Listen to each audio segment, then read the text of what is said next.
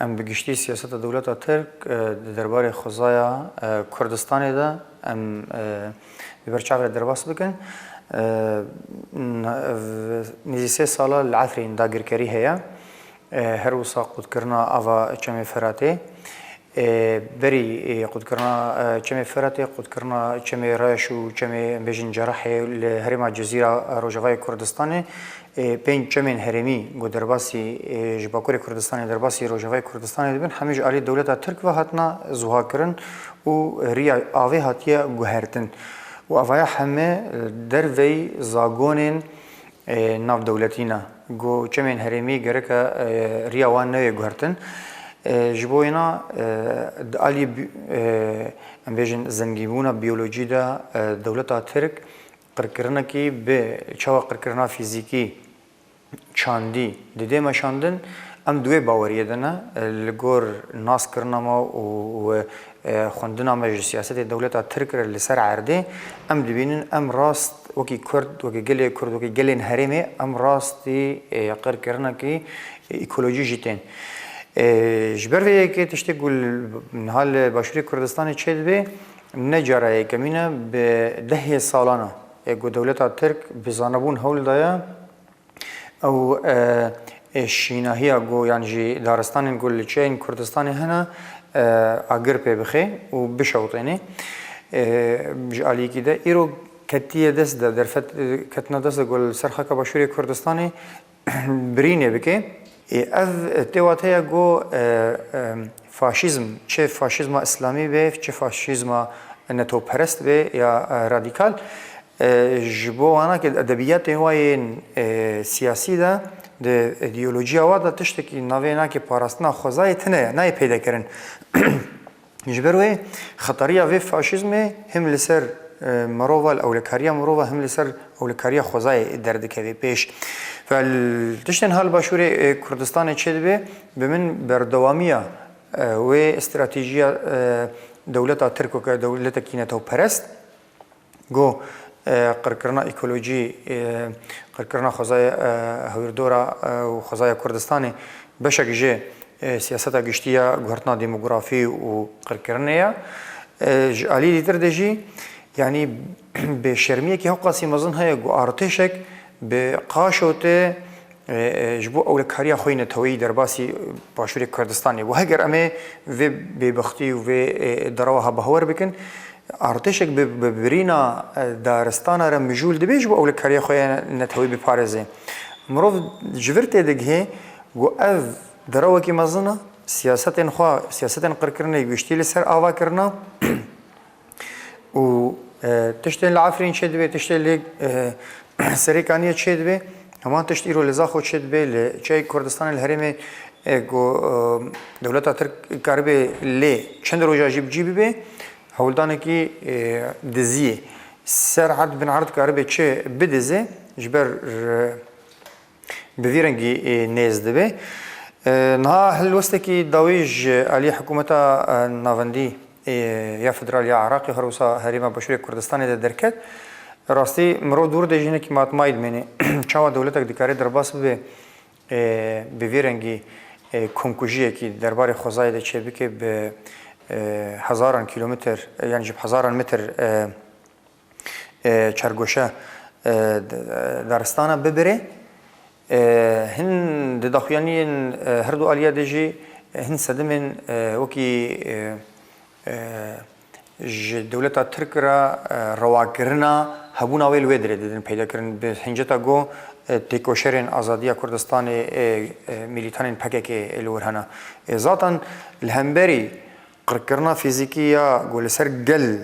تیکرن اف میلیتان هنا اف شورشگر هنا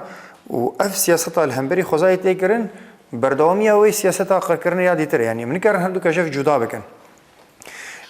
جبوینا راستی تنی حکومت هریما بشوری کردستانی یعنی جی حکومت ناوندی و تیرنه که گرگ هلوسه کی گلری بگشتی هبه خلکن هریما زاخو خلکن بهدینا خلکن گشتی بشوری کردستانی گرگ الهمبری وی که دنگ خوب بلند بکن و هر وسا سازی ناف دولتی جی جه برپرسیاری دنا گو جوی قرکرنه را و راستی جی قرکرنا که مرو دکاره بیجی به شرمیت ده هیا یعنی دولتك رژیمك حکومتك حق قصی به شرم بید اصلا گو دارستانا بوی رنگی هانا که بکی هدف جخوره نه قبول کردن.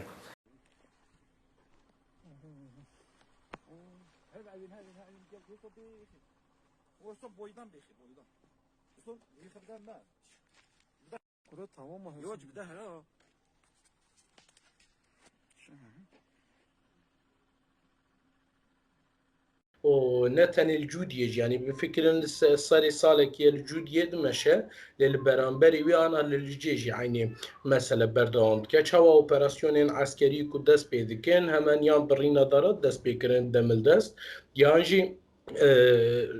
يعني شواطة دارستان دست بيد که حال اذا اللي قل بي بقرا حتى لجي دارستان تيش وتاندن وتين براندن وتاني مسألة نا دارستان ببراندنا دست وان بخواجي انا هون اللي نيرن للسنانسري ولاتي ما يعني جلجي بقرا حتى ميردين حسن كيف وحمو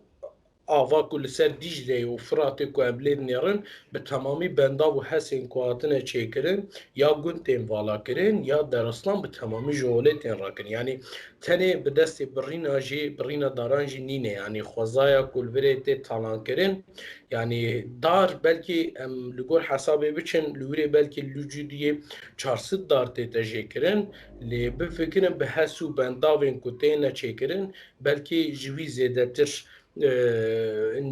تشتكي درد خوله تاني لجودية مبجعواديد للجي مبجعواديد لقو باسوري لقل بي مبجعواديد لي انا جيون لين نيرن چند روجا ده چاپمنيا باشور ده جيون بربچاو دبينن كو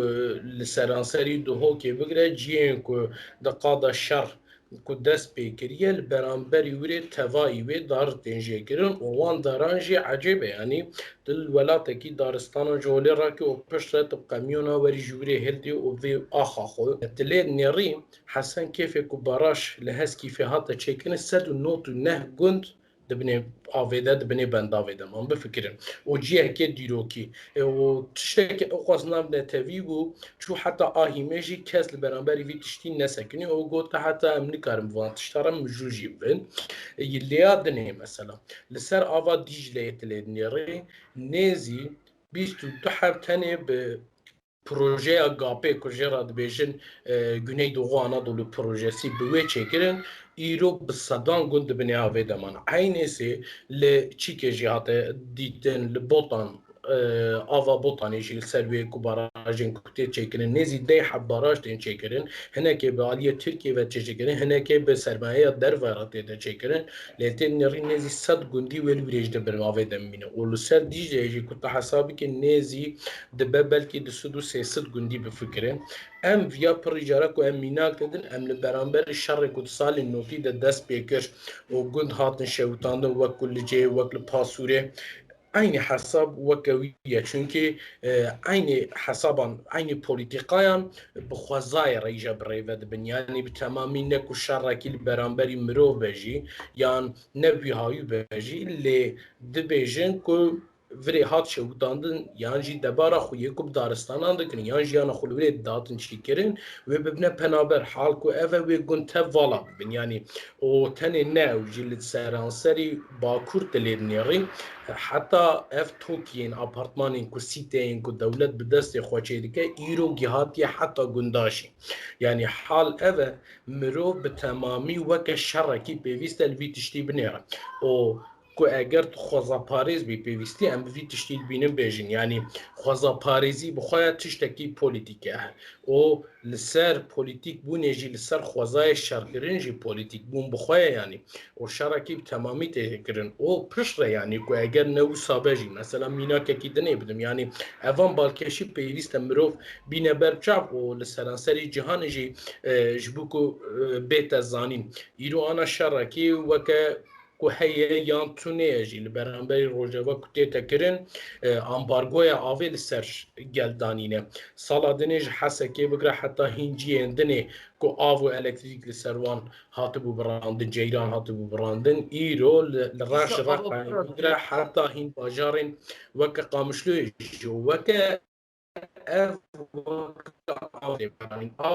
amûrên şer polîtîkayên şer têbkaranî xweza bi temamî wek amûrên şer yên polîtîka têbkaranî. Zeytûnên ku darên ku ji Efrînê ji kokê xwe ve dihatin rakirin û dihatin li virê çîkirin nayê te dîtin. û îro jî tenê mesela îro ez mînakekî bidim yanî li Colemergê operasyonekî dest pê kiriye di vîdeoyê de bîle xwe nîşan dide ku daristan bi xwe agir pê dixin yanî lêşkerên we. Yani mesele ku ev ve pêwîst e ev ku eger em dixwazin li ber krîza av hewayê bisekinin yan pîleya germahiyê bisekinin yan belavbûna karbonê bisekinin û yan belavbûna hemû nexweşiyên ku tên re çêkirin em bisekinin gemariya avê heta jê bigire ku em li berê ji bo ku bisekinin em pêwîst e gelên ku ne tenê li Tirkiyeyê yanî di cîhanê de pêwîst e li beramberî vî tiştî bi temamî meselê weke sîstema yanî modernîteya kapitalîst yanî ku jê radibêjin li beramberî wî gerekî bêtekirin û hal ev be ew modernîteya kapitalîst ku dewletên ku netew dewlet ava kiriye îro li ser petrolê bi temamî av hewa krîza wê ew bi xwe çî dike yan di şerî de yanî şerê ku tê te kirin îro ew qas darên ku tê jê kirin û kuştinên ku heyî jî hene li beramberî vê gehekî bertek bête nîşandin. Yanî ekolojîst ku merev ji mirovekî rebêje dî gotin em bi rastî vê dêgehê pir tiştekî mezin weke maqamekî mezin dibînin. Çünkü ekolojîst pêwîst e li beramberê cîhanê li kurê dibe bira vegekî xwedîtî lê bike li xwezayê. Ne ku cudahî û ferq têxe navê û li beramberî wê jî ku şerê tê te kirin jî yanî şer di kîjan sehayê de beje bawer bikin di şer de em pir caran mirinên wisa fîzîkî dibînin yan birîndarbûn em dibînin lê li beramberî wê penaberî dest pê dike li beramberî wê xweza bi xwe tê te talankirin. Tenê mînakekî bidim di şerekî de nedeh sal berê li alî Mûşê tiştek ku ez zanim bombeyên Nepalmê hatibûn bikaranîn ew bombeyê ku Nepalmê li wî cî hatibûn bikaranîn li gor daneyên ku şer hatine danîn û derxistin olê dibêje ew erdî du sed sal şîn nabe yani. Bifikirin tiştekî wisa ye pêwîst e mesela ana dibêjî wek dewletên Iraqê yan hikûmeta başûr bi rastî em ewan bi xwe jî weka dostê xwezayê jî bi xwe nabînin yani. Ku ew qas dostê xwezayê bûne bi salan e şer di nava welatê wan de hene belkî karîbûna li berê bisekinin yana îro tilê nêrî yanî ne li berê disekinin ne dibêjin bidin sekinandin ne tiştekî weke ku aştî di navê de çê bikin wî tiştî jî nakin. Vî awe jî yani ku mirov li ciyekî bête kuştin bi rastî ev tiştekî balkeş e lê rastiya şer wisa ye. Ku mirov li ciyekî tê te kuştin ku şer hebe bawer ke ku xwedîtî li mirova neke û li jiyana wî neke yanî wek merev çawa bêje sira nayê ku darekî biparêze. Tiştekî wisa yanî dagirkerî bi xwe zaten tiştekî wisa dagirkerî ne tenê dagirkeriya cîhûn bajarên mirov bi xwe ye dagirkerî bi temamî cî mêjî de dagirkirine ji xwezayê ve dagirkirine ji xwezayê ve talankirine û di mêjiyên mirov bi xwe talankirine yanî îro dixwazin bîrî boçînên mirov ji xwezaya wî qut bikin yanî bifikirin ciyên wisa yanî gunda vala dikin mirov ji gundê xwe bar dikin diçin metropola wenda dibin yanî aynêsî di her awayî de jî tê tekirin û tiştekî dinê weke netewdewletên ku rojhilata navîn tew merev bifikire zaten weke pîvanên şer jî weke Cenevrê hatiye holê navêjin olê yanî li wê jî li gor wê jî tev nagerin ku hal ev be yanî ne xweza ne mirov dewletên heyî bi rastî xwedîtî li vî tiştî nakin yani o bi rastî jî nakin yani bi salan e li başûr operasyon ku çê dibin bi salan e gund tên şewitandin ji zergelê bigire jî ciyên dinê wisa qetliamên rûbirû jî çêbûn yani ev xwe zarok hatin çîkirin lê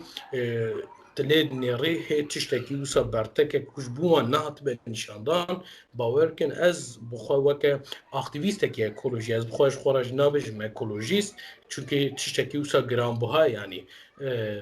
ji ser wî hawî jî ez bi xwe bawer nakim yanî ku xwedîtî ji başûriyan ji hikûmeta Iraqê li beraberî vî tiştî ku bixwazin bisekinin. Yanî îro mitî daxuyanî dane lê dûrê de jî nabêjin yanî derkevin ji virê yan hiç tiştekî nebû tiştekî weke me got çeqlê zeytûnê ku bi destekî bigire aştiyê navberê de çêke ku en azdan li beramberî kuştin û mirinê û talankirina xwezayê bête sekinandin na. Belê. Banga waziya me bi serî de ji gelê me bixwara yanî. Di gelê ku divê axê de dijîn. Yani li kurê dibe biraber. Pêwîstî heye em li xwezaya xwe xwedî derkevin. Yani nêrî bi hesû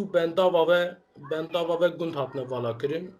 Îro bi daristan û şewata çîkê dîsa gund tên valakirin. Ji ciyê wan ciyên eskerî tê têkirin. Di aynê wextê de li Tirkiyê jî hakeza yani gelên Tirkiye jî vî tiştî nabînin yani belê netew dewletekî ji xwara weke pîroz dibînin û tiştê ku li beramberî wî jî tê tekirin meseleya ewlehiyê dibînin lê ew xwe jî nabînin li beramberî li kurê dibe birabe şerê ku li ser xwezayê tê tekirin çi ferq û cudahiyek têda nîne yan di Amedê be yan li çiyayên qazê ku îro xwedîtî lê dikin Tirk yan li Qaradenizê li behra reş be li behra spî be li kurê dibe bibe li Amazona be jî pêwîst e gelên Tirkiye di serî de û gelên heremê û li hemberî wê jî li seranserî cîhanê pêwîst e li xwezayê xwedî derketine be bi rastî jî ciyên ku em pir netew dewletên ku weke Rojhilata Navîn de cî girtine tij Filîstînê bigire heta Erda me Kurdistanê û ciyên dinê jî şerên ku di kurê de hene em pir li xwezayê talanî têkirin belê em rûbirû mirinên wisa fîzîkî dibînin lê em pir xweza ku tê kuştin ku xweza tê kuştin jiyana mirov bi xwe tê kuştin berdewamiya jiyanê nîne hal ev ve pêwîst e ji Tirkiye bigire ji Kurdistanê gelê me û mirovên ku wisa dibêjin em xwezaparêzin yan em xwezahezin yan em ekolojîstin çi nav û cudahî li xwe dikin pêwîst nake feq nake jî kî dibin biravin lê pêwîst e li beramberî vî tiştî li beramberî vê şerî jî bête sakinandin ku li beramberî şer bête sekinandin zaten li hemberî kuştina mirova jî û ku ji ber qedandina tunebûna xwezayê jî wê bête sekinandin زۆر سپاس ئێمە وەکو پارتی سەوزی کوردستان زۆر ئەو کاری تورکیا ئیدانە و مەحکوم دەکەین ئەو هێرشە ناڕەوایی تورکیا بۆ سەر خاکی کوردستان بە کارێکی دەستدرێژی و نامرۆڤانەی دەزانین لە کاتێکا کە کارێکی زۆر نامرۆڤانەیە بۆ سەر ژیانی خەڵکی کوردستان کە بە قوڵایی 40 کیلۆمەتر توانیویانە داگیرکاری بکەن لە هەرێمی کوردستان و هەموو ئەو سروشت و دارانەی کە لەو دەفەرە هەیە توانن بیبڕن و لە ناوی بەرن و بیبەن لە تورکیا لە وڵاتی لە شارە کوردەکانی تورکیا بیفرۆشن و ئێمە زۆر بەتوندی ئەو کارە ڕەت دەکەینەوە و زۆر ئیدانەی ئەو کارە درندانەی تورکیا دەکەین بۆ سەر سروشت و ژینگەی کوردستان و ئەمڕۆکە بەیاننامەیەکمان دەرکرد بە